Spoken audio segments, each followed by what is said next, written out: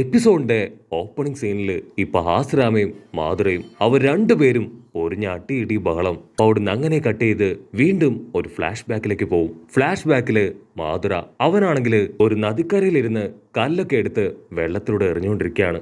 അവൻ എത്ര ഫോഴ്സിൽ എറിഞ്ഞിട്ടും കല്ല് അതാ വെള്ളത്തിലൂടെ തെറിച്ച് തെറിച്ച് അക്കരയ്ക്ക് പോകുന്നില്ല. അവൻ വീണ്ടും വീണ്ടും അത് ചെയ്തുകൊണ്ടേയിരിക്കും. പക്ഷെ അവനെ കൊണ്ടാവില്ല. അപ്പോഴായിരിക്കും ഒരു കല്ല് അത് വമ്പ സ്പീഡില് അങ്ങനെ തെറിച്ചു വന്ന് ആ നദിയുടെ അക്കരയ്ക്ക് പോവാ. അത് കണ്ട് മാധുര ആള് ഷോക്കാവും. ആള് തിരിഞ്ഞു നോക്കും. അവന്റെ തൊട്ടു പിന്നില് ഏതോ ഒരു ചെക്കൻ. മാധുര ചോദിക്കും, നീ ആരാ? നീ എന്തിനാ ഇവിടെ കല്ലെറിയുന്നേ? അതിനവൻ പറയും, ഞാനാണ് ഹാസ്രാമ. ഞാനിപ്പോ നീയുമായിട്ട് ചെറിയൊരു മത്സരത്തിനാണ് ഇവിടേക്ക് വന്നത്. നമുക്ക് രണ്ടുപേർക്കും ഈ കല്ലെറിഞ്ഞ് ആരാണ് ഏറ്റവും ഫോഴ്സില് ഏറ്റവും ദൂരത്ത് കൊണ്ടുപോകുന്നത് എന്ന് നോക്കാം. അതിന് മാധുര ഓക്കെ പറഞ്ഞ് അവർ രണ്ടുപേരും മത്സരിക്കാൻ തയ്യാറാവും. മാധുരയാണെങ്കിൽ ഇപ്പൊ കല്ലെടുത്ത് അറഞ്ചം പുറഞ്ചം അക്കരെ ലക്ഷ്യക്ക് വലിച്ചെറിയും. പക്ഷെ അവൻ ഒരുപാട് നേരം കല്ലുകൾ എറിഞ്ഞിട്ടും അവന്റെ കല്ലുകള് അക്കരയ്ക്ക് പോവില്ല. അതിന് മാധുര ഫുൾ കലിപ്പില് ഇപ്പൊ ഹാസുരാമയോട് ചോദിക്കും, ഞാൻ ഒരുപാട് നേരമായി ഈ കല്ലുകൾ വലിച്ചെറിയുന്നു, പക്ഷെ ഒറ്റ ഒന്നുപോലും അക്കരെ പോകുന്നില്ല. എനിക്കറിയാം എന്റെ തൊട്ടു പിന്നിൽ നിന്ന് നീ എന്തൊക്കെയോ ചില കാര്യങ്ങൾ ചെയ്യുന്നുണ്ട്, അതുകൊണ്ടാണ് എന്നെ കൊണ്ട് ഇത് സാധിക്കാത്തത്. ഇത് കേൾക്കുമ്പോ ഇപ്പൊ ഹാസുരാമയ്ക്ക് ഒരുപാട് വിഷമാവും. ഞാനൊന്നും ചെയ്തിട്ടില്ല എന്ന് പറഞ്ഞ് അവൻ അങ്ങനെ താഴെ ഇരിക്കും. മാധുര ചിരിച്ചിട്ട് ക്യാഷ്വലായി പറയും, ഞാൻ ചുമ്മാ പറഞ്ഞതാണ്, നീ ഇത് കാര്യമൊക്കെ എടുക്കൊന്നും വേണ്ട. ഹാസറാം പറയും, സത്യത്തില് ഞാനൊന്നും ചെയ്തിട്ടില്ല, ഞാനിവിടെ വെറുതെ നോക്കി നിൽക്കായിരുന്നു. അങ്ങനെ അവർ കാര്യമായിട്ട് സംസാരിക്കുമ്പോഴായിരിക്കും ഏതോ ഒരു ബോഡി ആ നദിയിലൂടെ ഒഴുകി വരുന്നതായിട്ട് അവർ കാണാം. അത് കാണേണ്ട താമസം ഇപ്പൊ ഹാസരാമ അവൻ വെള്ളത്തിലൂടെ ഓടി ആ ബോഡിയുടെ അടുത്തേക്ക് വരും. അവന്റെ ബോഡിയിൽ ടച്ച് ചെയ്യുമ്പോൾ തന്നെ ഹാസ്രാമയ്ക്ക് അവൻ ഹക്കാറാമ ക്ലാനിലുള്ള ഒരു ഷിനോബിയാണെന്ന് മനസ്സിലാവും. ഇനി ഞാനിവിടെ നിൽക്കാൻ പാടില്ല എന്ന് പറഞ്ഞ് ഹാസ്രാമ അവൻ ടെൻഷനാവാൻ തുടങ്ങും. അപ്പൊ അതേ സമയത്ത് മാധുരയാണെങ്കിൽ ഇപ്പൊ ഹാസ്രാമയുടെ പവർ കണ്ട് അങ്ങനെ നോക്കി നിൽക്കുകയാണ്. ഹാസ്രാമയാണെങ്കിൽ ഇപ്പൊ ഉഷാറായിട്ട് ഓടും. കുറച്ചു ദൂരം ഓടി അവൻ തിരിഞ്ഞു നിന്ന് മാധുരയോട് ചോദിക്കും, സോറി, ഞാൻ നിന്റെ പേര് ചോദിക്കാൻ മറന്നുപോയി, നിന്റെ പേരെന്താ? അതിന് മാധുര പറയും, മാധുര. അവിടുന്ന് അങ്ങനെ കട്ട് ചെയ്ത ഇപ്പൊ അടുത്ത സീനില് സെഞ്ചുറാമി ക്ലാനിലുള്ള ഒരുപാട് ഷിനോബീസ് മരിച്ചു പോയിരിക്കുകയാണ്. ആസറാമ സെൻസായുടെ ബ്രദർ ആള് നയിച്ച വലിയൊരു വാറ്, അതിലാണ് ഈ സോൾജിയേഴ്സും അതുപോലെ തന്നെ ആസറാമയുടെ ബ്രദറും മരണപ്പെട്ടത്. ഹോബുരാമയാണെങ്കിൽ പൊട്ടിക്കരയും. അത് കേട്ട് അവന്റെ പപ്പ ആള് ദേഷ്യപ്പെട്ടു പറയും, നമ്മൾ ഒരിക്കലും കരയാൻ പാടില്ല.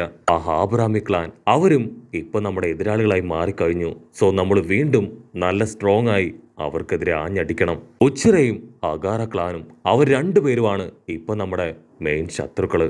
ഹാസറാമയാണെങ്കിൽ ഒരുപാട് നേരം അവന്റെ ഇമോഷൻസ് കൺട്രോൾ ചെയ്യും. അതിനുശേഷം അവന്റെ പപ്പയോട് ഇപ്പൊ ദേഷ്യപ്പെട്ട് സംസാരിക്കാൻ തുടങ്ങും.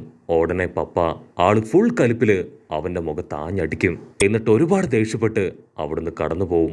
അപ്പൊ അവന്റെ ബ്രദേഴ്സ് പറയും, ഒരിക്കലും പപ്പയോട് ദേഷ്യപ്പെടാൻ പാടില്ല എന്ന് നിനക്കിപ്പോഴും അറിയില്ലേ? വെറുതെ എന്തിനാ ആവശ്യമില്ലാത്ത പ്രശ്നങ്ങള് നീ ഉണ്ടാക്കി വെക്കുന്നേ? ഉടനെ ഹാസരാമ അവനിപ്പോ ജീവിച്ചിരിക്കുന്ന അവന്റെ രണ്ട് ബ്രദേഴ്സ് അവർ രണ്ടുപേരെയും ചേർത്ത് പിടിച്ച്, എനിക്ക് ജീവനുള്ളിടത്തോളം കാലം നിങ്ങൾക്ക് രണ്ടുപേർക്കും ഒന്നും സംഭവിക്കില്ല, ഉറപ്പായിട്ടും ഞാൻ നിങ്ങളെ പ്രൊട്ടക്ട് ചെയ്യും. ആസറാമയാണെങ്കിൽ ഇപ്പൊ വീണ്ടും അവന്റെ പപ്പയുടെ അടുത്തേക്ക് വരും. എന്നിട്ട് ഒരുപാട് ദേഷ്യത്തില് പപ്പയോട് ചോദിക്കും, നിങ്ങൾ എന്തെങ്കിലും ഞങ്ങളുടെ വേദന അത് തിരിച്ചറിഞ്ഞിട്ടുണ്ടോ?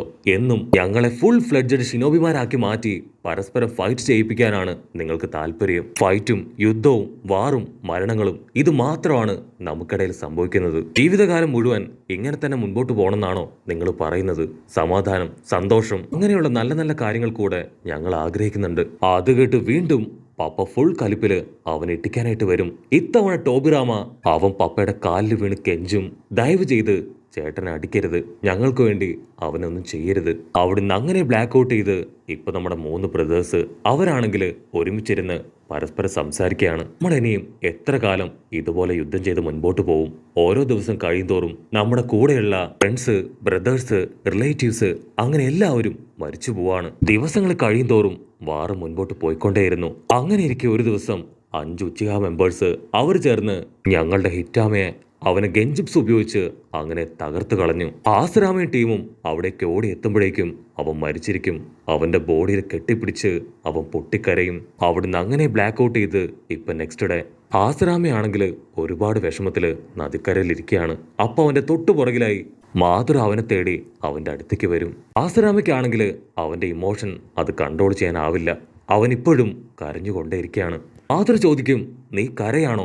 സത്യം പറയ്, എന്താ സംഭവിച്ചേ? അവൻ ഒരുപാട് വിഷമത്തോടുകൂടെ പറയും, എന്റെ ബ്രദറ് അവൻ കൊല്ലപ്പെട്ടു. എന്റെ വേദന, എന്റെ വിഷമം അത് മുഴുവൻ എനിക്ക് ഈ നദിക്കരയിൽ ഉപേക്ഷിച്ച് തിരികെ പോണം. അവൻ മാധുരയോട് ചോദിക്കും, നിനക്ക് ബ്രദേഴ്സോ സിസ്റ്റേഴ്സോ അങ്ങനെ ആരെങ്കിലുമൊക്കെ ഉണ്ടോ? മാധുര പറയും, ഞങ്ങൾ 5 പേരാണ്, അതിൽ ചിലര് മരിച്ചുപോയി. നമ്മളെല്ലാവരും ഷിനോബികളല്ലേ? ഷിനോബികളുടെ ലൈഫ് ഇങ്ങനെ തന്നെയാണ്. ആര് വേണമെങ്കിലും എപ്പോൾ വേണമെങ്കിലും കൊല്ലപ്പെടാം. ആസ്രാം പറയും, എപ്പോഴും നമുക്ക് നമ്മുടെ ഗട്സ് അത് പുറത്ത് കാണിക്കാൻ കഴിയില്ല എന്ന് പറഞ്ഞ് ആ കല്ല് വലിച്ചെറിയും. മാധുര പറയും, അതിനെപ്പറ്റിയൊന്നും എനിക്കറിയില്ല, പക്ഷെ ഞാൻ ഇവിടേക്ക് വന്നിരിക്കുന്നത് എന്റെ ഗട്സ് കാണിക്കാൻ തന്നെയാണ്. ആസ്രാമ സാസുകയോട് പറയും, ഞാൻ ആദ്യമായിട്ട് മാധുരയെ കണ്ടപ്പോ എന്നെ പോലെ തന്നെയാണ് എനിക്ക് തോന്നിയത്. അവന്റെ സംസാരം, ആറ്റിറ്റ്യൂഡ്, അങ്ങനെ എല്ലാം തന്നെ എനിക്ക് എന്നെ കാണും പോലെ തന്നെ തോന്നി. ഇത്തവണ ഹാസ്രാമ അവൻ ആ കല്ല് ഫുൾ ഫോഴ്സിൽ വലിച്ചെറിയും. അത് പതിവിന് വിപരീതമായി കല്ല് അക്കരെ എത്തും. മാധുര അവനോട് ചോദിക്കും, നിന്റെ മനസ്സിലിപ്പോ എന്താണെന്ന് ഞാൻ പറയട്ടെ? അതിന് ഹാസ്രാമ അവനങ്ങനെ കൺഫ്യൂസ്ഡ് ആയിട്ട് മാധുരയെ നോക്കും. മാധുര അവനെ നോക്കി ചിരിക്കും. നിന്നെ ശരിക്കും കാണാൻ ഒരു കോമാളിയെ പോലെ ഉണ്ടെന്ന് പറഞ്ഞ് അവിടുന്ന് ഓടും. അതിനുശേഷം പിന്നീട് ഇടയ്ക്കിടയ്ക്ക് അവരാ നദിക്കരയിൽ വെച്ച് കണ്ടുമുട്ടിക്കൊണ്ടേയിരുന്നു. ഓരോ ദിവസം കഴിയുന്തോറും അവർ രണ്ടുപേരും പരസ്പരം ഫൈറ്റ് ചെയ്തും ഷിനോബി മൂവ്മെന്റ്സ് അത് ഉപയോഗിച്ചുകൊണ്ടും ഫൈറ്റ് ചെയ്തുകൊണ്ടേയിരുന്നു. പക്ഷെ ഞങ്ങൾ ആരൊക്കെയാണെന്ന് ശരിക്കും അന്ന് ഞങ്ങൾക്ക് അറിയില്ലായിരുന്നു. വലിയ ശത്രുതയിലുള്ള 2 ക്ലാനുകളിലെ 2 മെമ്പേഴ്സ്. ഞങ്ങള് പരസ്പരം ഒന്നും അറിയാതെ വീണ്ടും വീണ്ടും ട്രെയിനിങ് എടുത്തുകൊണ്ടേയിരുന്നു. മാധുര ചോദിക്കും, ഓ നീ നിന്റെ ടൈജിപ്സു അതുപയോഗിച്ച് എന്നെ തോൽപ്പിച്ചല്ലേ? അതിന് ഹാസുറാം പറയും, ആക്ച്വലി നമ്മൾ രണ്ടുപേരും ഫൈറ്റ് ചെയ്ത ഡ്രോ മാച്ച് ആണ് എപ്പോഴും സംഭവിക്കാറല്ലേ? അതിന് ഹാസുറാം പറയും, ഒരിക്കലുമല്ല, എപ്പോഴും ഞാൻ തന്നെയാണ് ജയിക്കാറുള്ളതെന്ന് പറഞ്ഞ് വമ്പ സ്റ്റൈലില് അങ്ങനെ നിൽക്കും. അങ്ങനെ പ്രാക്ടീസും ട്രെയിനിങ് ഒക്കെ കഴിഞ്ഞ് അവരിപ്പോ കാര്യമായിട്ട് സംസാരിക്കുകയാണ്. ഹാസുറാം പറയും, എനിക്ക് എങ്ങനെയെങ്കിലും ഫ്യൂച്ചർ ചേഞ്ച് ചെയ്യണം, അതിനുവേണ്ടിയാണ് ഞാൻ ശ്രമിക്കുന്നത് മുഴുവൻ. അത് കേട്ട് മാധുര ചിരിക്കും. നമ്മൾ രണ്ടുപേരും വിചാരിച്ച ഫ്യൂച്ചർ ചേഞ്ച് ആവോ? നമുക്കിപ്പോ പറ്റിയ ഒരേ ഒരു കാര്യം നന്നായിട്ട് ട്രെയിനിങ് എടുക്കുക, നല്ലൊരു ഷിനോബികളായി എത്രയും പെട്ടെന്ന് വളർന്നു മുൻപോട്ട് വരിക. മാധുര പറയും, ഞങ്ങളുടെ ജനറേഷനിൽ ഏറ്റവും സ്ട്രോങ് ഞാനാണ്. ഒരുപാട് കാര്യങ്ങൾ കണ്ടും പഠിച്ചും കേട്ടും ട്രെയിനിങ് എടുത്തും എനിക്ക് വലിയ ആളാവണം. അങ്ങനെ ദിവസങ്ങൾ പോകുന്തോറും അവരുടെ ഫ്രണ്ട്ഷിപ്പ് അത് കൂടുതൽ കൂടുതൽ തിക്കായിട്ട് വരും. ഒരുമിച്ച് കളിച്ചും പഠിച്ചും ട്രെയിനിങ് ഒക്കെ എടുത്ത് അവർ സൂപ്പർ ആവും. ആസുരാം പറയും, ഞാൻ പുതിയൊരു ജിപ്സ് പഠിച്ചു, എനിക്ക് ഞാനത് എന്താണെന്ന് കാണിച്ചു തരാമെന്ന് പറഞ്ഞ് അവനിപ്പോ ആ ഒരു ജിപ്സു അതിപ്പോ മാധുരയ്ക്ക് മുൻപിൽ കാണിച്ചു കൊടുക്കും. അല്പനേരം അത് മാധുര നോക്കി നിൽക്കും. മാധുര പറയും, ഓ നോ, എനിക്കിതൊന്നും മനസ്സിലാവുന്നില്ല.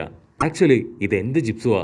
ടൈ ജിപ്സു ആണോ നിൻജിപ്സു ആണോ? ആസുരാമ ചിരിക്കും, നീ ഇത്രയും സ്ട്രോങ് ആയിട്ടും ഇത് നിനക്ക് മനസ്സിലാവുന്നില്ലേ? കുഴപ്പമില്ല, ഞാൻ വളരെ ഡീറ്റെയിൽ ആയിട്ട് നിനക്ക് കാണിച്ചു തരാമെന്ന് പറയും. മാധുര പറയും, എനിക്കിപ്പോ ഇതൊന്നും പഠിക്കണ്ട, നമുക്ക് രണ്ടുപേർക്കും ആ കാണുന്ന മലയില് അതിലേക്ക് കയറാം. ആരാണോ ആദ്യം കയറുക അവര് വിജയിക്കും. അപ്പോൾ ഇന്നത്തെ മത്സരവും ട്രെയിനിങ്ങും അതാണ്.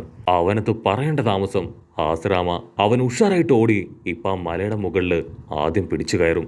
മാധുര ഓടി എത്തുമ്പോഴേക്കും ആസുരാമ അവൻ ജയിച്ചിട്ടുണ്ടാവും. മാധുര പറയും, ഇത് സത്യത്തില് ഇത് നീ എന്നെ ചീറ്റ് ചെയ്തതാണ്, അതുകൊണ്ടാണ് നീ ഇതിൽ ജയിച്ചത്. അങ്ങനെ വീണ്ടും അവർ 1-ന് 50 പറഞ്ഞ് 100 പറഞ്ഞ് ഒരുപാട് നേരം വഴക്ക് കൂടും. അതിനുശേഷം അവർക്ക് ചുറ്റുമുള്ള കാട്, അതിന്റെ ഭംഗി അതങ്ങനെ നോക്കിയിരിക്കും. മാധുരയാണെങ്കിൽ ദൂരത്തുള്ള ഓരോ കാഴ്ചകള് അത് കറക്റ്റായിട്ട് ആസുരാമയ്ക്ക് പറഞ്ഞു കൊടുക്കും. എന്റെ കണ്ണിന് ഭയങ്കര പവറാണ്, എന്റെ കണ്ണ് അത് ഷേ എന്ന് പറയുമ്പോഴേക്കും മാധുര അത് സ്റ്റോപ്പ് ചെയ്യും. കാരണം ശരിങ്ങ കണ്ണാണ് തൻ്റേത് എന്നവൻ അറിഞ്ഞു കഴിഞ്ഞാൽ ഉറപ്പായിട്ടും താൻ ഉച്ചിഹ ക്ലാനിലുള്ളവനാണെന്ന് ആസുരാമയ്ക്ക് മനസ്സിലാവും. ആസുരാമയാണെങ്കിൽ അതൊന്നും മൈൻഡ് ചെയ്യാതെ അവന്റെ ബ്രദർ ആള് മരിച്ചു പോയതും ആളെ കെട്ടിപ്പിടിച്ച് അവൻ കരഞ്ഞതും അങ്ങനെ എല്ലാ കാര്യങ്ങളും ഓർത്തിരിക്കും. അതിനുശേഷം മാധുരയോട് ചോദിക്കും, നിന്റെ സിബ്ലിങ്സിൽ എത്ര പേര് ഇപ്പൊ ജീവിച്ചിരിപ്പുണ്ട്?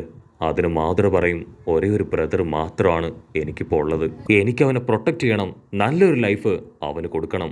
അതിന് ഹാസുരാമയും പറയും, നിന്നെ പോലെ തന്നെ എനിക്കും ഇപ്പോ ഒരേ ബ്രദർ മാത്രമേ ഉള്ളൂ, എന്റെ ജീവൻ കൊടുത്തും അവനെ ഞാൻ പ്രൊട്ടക്ട് ചെയ്യും.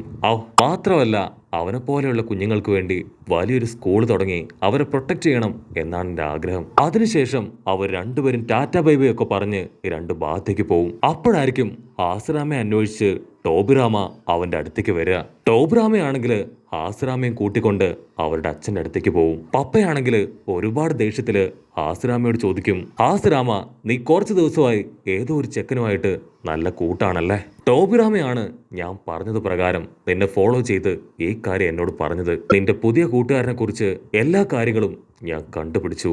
നിനക്കൊരു കാര്യം അറിയോ? അവൻ നമ്മുടെ മെയിൻ ശത്രുവായ ആ ഉച്ചഹ ക്ലാനിലെ ഒരു മെമ്പറാണ്. അത് കേട്ട് ഹാസ്രാമ അവൻ ഷോക്കാവും. ഹാസ്രാമ പറയും, ഞങ്ങൾക്ക് രണ്ടുപേർക്കും പരസ്പരം ഞങ്ങളുടെ ക്ലാനുകളുടെ പേര് അതറിയില്ല. പപ്പ വീണ്ടും പറയും, നീ ചെയ്യുന്ന തെറ്റ് അതെന്താണെന്ന് നിനക്കറിയോ? ഒരിക്കലും ഉച്ചഹ ക്ലാനും നമ്മുടെ ക്ലാനും ഒന്നു ചേരില്ല. ഈ കാര്യങ്ങള് നമ്മുടെ ക്ലാനിലുള്ളവരറിഞ്ഞ ഉറപ്പായിട്ടും നിന്നെ നമ്മുടെ ക്ലാനിൽ നിന്ന് പോലും അവര് പുറത്താക്കും. ഇനി നീ അവനെ കാണുകയാണെങ്കിൽ അവനെ ഫോളോ ചെയ്യണം. അവരുടെ ക്ലാനിലുള്ള ഇന്റൽസ് അത് നീ കളക്ട് ചെയ്യണം. ഒരുപക്ഷെ അവൻ നിന്നെ തിരിച്ചറിഞ്ഞ ആ സമയം തന്നെ അവനെ കൊന്നു കളയണം. അത് കേട്ട് ഹാസ്രാമ അവൻ ഷോക്കായി നിൽക്കുന്നതോട് കൂടെ ഈ ഒരു എപ്പിസോഡും അവസാനിക്കുന്നു. എപ്പിസോഡ് ഇഷ്ടപ്പെടുകയാണെങ്കിൽ തീർച്ചയായിട്ടും ലൈക്ക് ചെയ്യാനും കമന്റ് ചെയ്യാനും ഷെയർ ചെയ്യാനും മറക്കല്ലേ. അടുത്തൊരു അടിപൊളി എപ്പിസോഡുമായിട്ട് കാണുന്നവരെ it's me with Mallu episode.